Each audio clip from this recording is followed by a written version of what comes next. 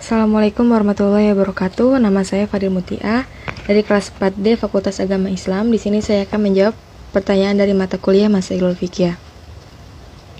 Yang pertama yaitu jawabannya Masailul Fiqih adalah masalah-masalah yang terkait dengan fikih, persoalan yang muncul pada konteks kekinian sebagai refleksi kompleksitas problematika pada suatu tempat, kondisi, dan waktu.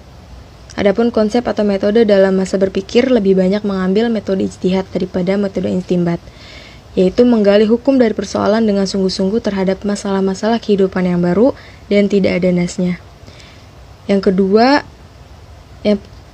Jawaban yang kedua yaitu yang pertama dijelaskan pernikahan beda agama berkaitan dengan tafsir surat Al-Maidah ayat 5 dalam Al-Quran yang menerangkan bahwa perempuan ahli kitab yang berasal dari Yahudi dan Nasrani boleh dinikahi pria muslim, namun tidak berlaku sebaliknya. Perempuan muslim tidak diperbolehkan untuk menikah dengan laki-laki non-muslim yang menutup diri dari Islam.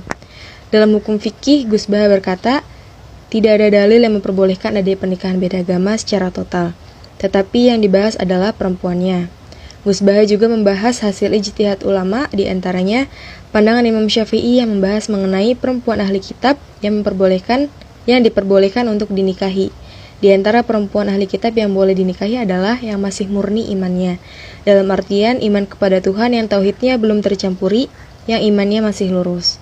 Yang kedua, di Indonesia secara yuridis formal, perkawinan di Indonesia diatur dalam Undang-Undang Nomor 1 Tahun 1974 tentang perkawinan dan Instruksi Presiden Republik Indonesia Nomor 1 Tahun 1991 tentang komplikasi hukum Islam.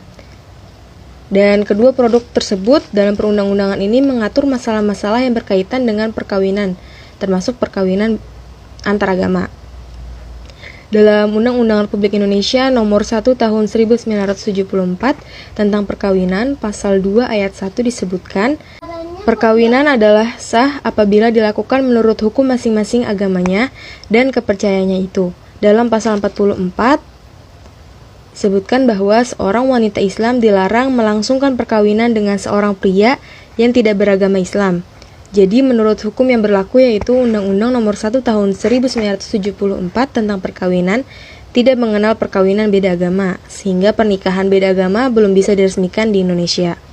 Pernikahan pasangan beragama Islam dicatatkan di Kantor Urusan Agama atau KUA, dan pernikahan pasangan beragama selain Islam dicatatkan di Kantor Catatan Sipil.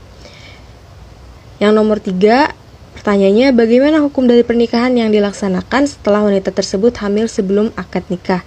Jawabannya, ini ada beberapa pendapat.